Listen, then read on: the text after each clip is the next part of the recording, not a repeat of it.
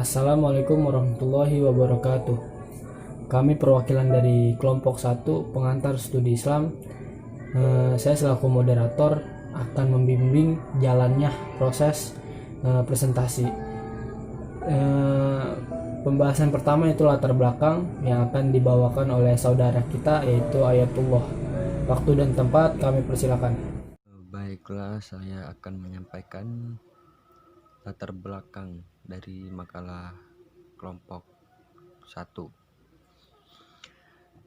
Dalam Al-Quran terdapat ayat-ayat yang tidak dapat dipahami sukar dan juga ayat yang hanya ulama yang mengetahuinya, dan ada juga ayat yang hanya Allah yang mengetahui maksudnya. Sehingga banyak juga para mufasir yang berbeda pemahaman dalam menafsirkan Al-Quran. Perbedaan pemahaman mengenai ayat-ayat Al-Quran dasarnya telah ada sejak masa hidup Nabi Shallallahu Alaihi Wasallam. Akan tetapi segala perbedaan pemahaman ditanyakan langsung kepada Nabi. Setelah wafatnya Nabi Shallallahu Alaihi Wasallam, barulah muncul penyelisihan atas perbedaan pemahaman tersebut. Penafsiran terhadap ayat Al-Quran mempunyai beberapa bagian, sebagaimana yang dipaparkan oleh Muhammad Quraisy Shihab dalam bukunya Membunyikan Al-Quran. Ibnu Abbas membaginya ke dalam 4 bagian. Pertama, dapat dimengerti secara umum oleh orang Arab berdasar pada bahasa yang mereka ketahui. Kedua, tidak adanya alasan bagi orang untuk tidak mengetahuinya. Dan yang ketiga, hanya diketahui oleh ulama. Dan yang keempat, hanya diketahui oleh Allah. Di antara ayat yang sukar dipahami adalah ayat-ayat yang mutasyabihat berasal dari kata syabaha, yang menurut bahasa berarti keserupaan, yaitu bila salah satu dari dua hal serupa dengan yang lain. Syubhat adalah keadaan di mana satu dari dua hal itu tidak dapat dibedakan dari yang lain karena adanya kemiripan di antara keduanya secara konkret atau abstrak. Secara istilah, para tokoh memiliki berbagai definisi yang mereka utarakan berkenaan dengan mutasyabih. Di antaranya ialah mutasyabihat adalah yang hanya diketahui maknanya oleh Allah, seperti terjadinya hari kiamat, dan juga maksud dari huruf-huruf terputus yang terdapat pada awal surat. Mutasyabih adalah yang tidak dapat diketahui kecuali dengan takwil. Mutasyabih ialah kata yang dipakai Al-Quran untuk menunjukkan ayat-ayat yang bersifat global yang membutuhkan takwil Al-Quran, yang tidak dapat diketahui kecuali dengan takwil. Mutasyabih ialah kata yang dipakai Al-Quran untuk menunjuk ayat-ayat yang bersifat global yang membutuhkan takwil dan sukar dipahami. Sebab ayat-ayat yang mujmal membutuhkan rincian ayat-ayat yang mawal. Baru diketahui maknanya setelah ditakwilkan. Kita dapat mengatakan bahwa semua ayat Al-Quran mutasyabih. Kalau mutasyabih itu dimaksudkan sebagai kesamaan ayat-ayat dalam hal balagah dan ijaz, serta dalam hal kesukaran membedakan mana bagian Al-Quran yang lebih afdol. Baiklah, selebihnya saya akan kembalikan kepada moderator. Oke, mungkin itu latar belakang dari pengertian ayat-ayat mutasyabihat. Kita masuk pembahasan yang pertama, yaitu yang akan dibawakan oleh saudari kita, yaitu Ismi Nurmala. Waktu dan tempat kami persilakan. Assalamualaikum warahmatullahi wabarakatuh. Perkenalkan, nama saya Ismi Nurmala. Baiklah, di sini saya akan sedikit memaparkan tentang biografi Syekh Imam Nawawi Al-Bantani. Imam Nawawi Al-Bantani merupakan nama populer di kalangan akademisi Islam. sedangkan nama aslinya adalah Abu Abdi Mufti Muhammad Nawawi bin Umar. Ayahnya merupakan sosok tokoh karismatik yang disegani oleh banyak orang. Di sisi lain, beliau juga merupakan salah satu pemimpin pondok pesantren di Tanah Hara, letaknya di Kecamatan Serang, Banten. Imam Nawawi ini pada usianya yang ke-15 tahun, beliau melakukan rihlah intelektual ke Mekah. Di sana beliau berguru kepada Said Ahmad Dimyati, Said Ahmad Nahrawi, dan Said Ahmad Zaini Dahlan, yang mana ketiganya itu tinggal di Mekah. Oke, mungkin itu saja pembahasan yang pertama yang dibawakan oleh saudari kita. Lanjut ke pembahasan yang kedua yang akan dibawakan oleh saudara kita, yaitu Ari Septiani. Waktu dan tempat kami persilakan. Assalamualaikum warahmatullahi wabarakatuh.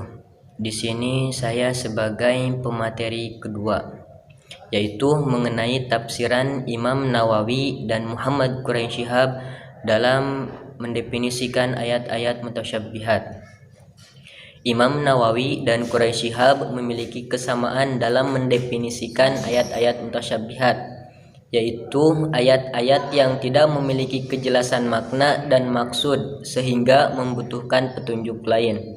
Secara pundamen, mengenai ayat-ayat mutasyabihat sangatlah banyak.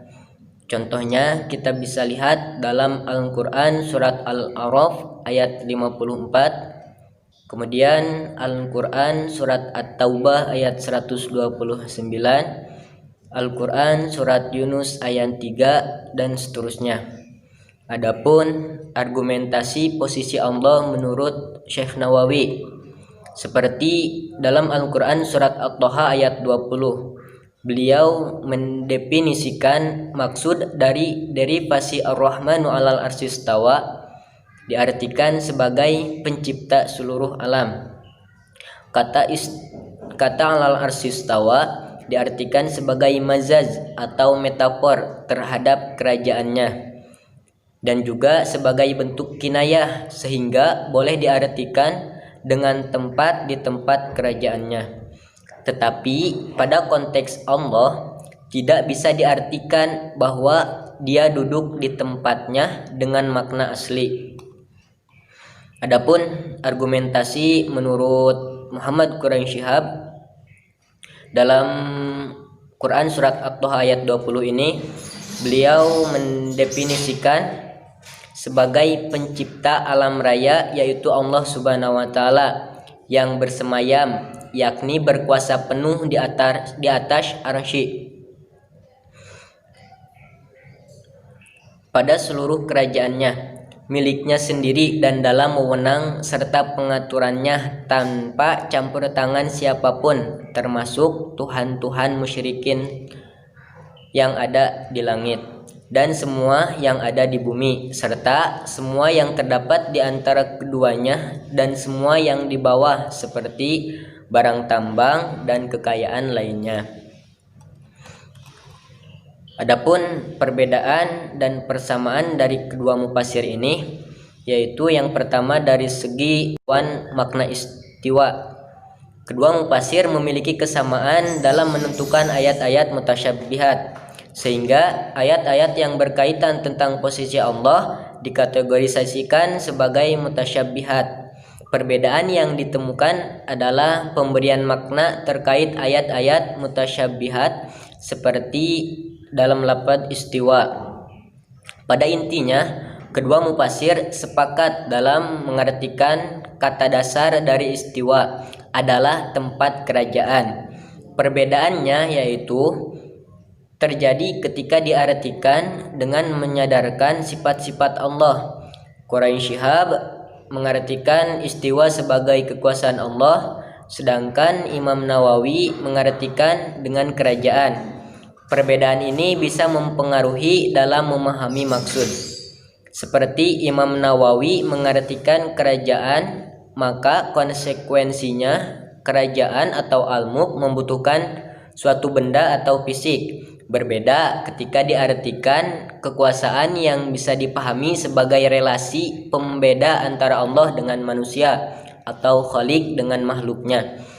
Maksud kekuasaan tidak mesti membutuhkan sebuah kerajaan, tetapi cukup dengan relasi kuasa maka bisa menjadi pembeda. Makna yang diberikan oleh Quraisy Shihab merupakan jangkauan makna atau bisa disebut sebagai pengembangan makna. Yang kedua yaitu dari segi pengembangan makna arsy. Tidak hanya berbeda dalam memaknai istiwa, tetapi juga berbeda dalam menafsirkan arsy. Dalam hal ini, Imam Nawawi menggunakan makna aslinya, meskipun ia memberikan catatan bahwa yang dimaksud dengan tempat duduk tidak bisa disamakan dengan tempat duduk manusia. Berbeda dengan Quraisy Shihab, ia meskipun berpijak kepada makna asli, tetapi ia memberikan makna lain, yaitu sebagai pengawasan Allah yang tinggi. Pengambilan makna ini bisa dianalisis bahwa ia berpijak kepada relasi makna kekuasaan, sehingga istiwa dan arsy merupakan termasuk yang tidak bisa diartikan secara harfiah.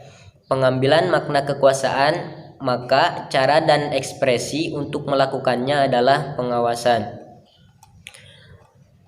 Mungkin itu yang dapat saya sampaikan. Selanjutnya saya kembalikan ke moderator. Oke, mungkin itu saja pembahasan dari ayat mutasyabihat. Kesimpulan dari ayat mutasyabihat adalah yang pertama, kedua mufassir sepakat dalam mendefinisikan mutasyabih merupakan ayat-ayat yang membutuhkan penjelasan lain. Dan yang kedua, Imam Nawawi dan Quraisy Shihab itu sepakat bahwa Allah Subhanahu wa taala merupakan kategorisasi ayat-ayat mutasyabih. Itu saja yang bisa kami sampaikan, kurang dan lebihnya saya mohon maaf. Saya selaku moderator, wabillahi taufiq wal hidayah. Wassalamualaikum warahmatullahi wabarakatuh.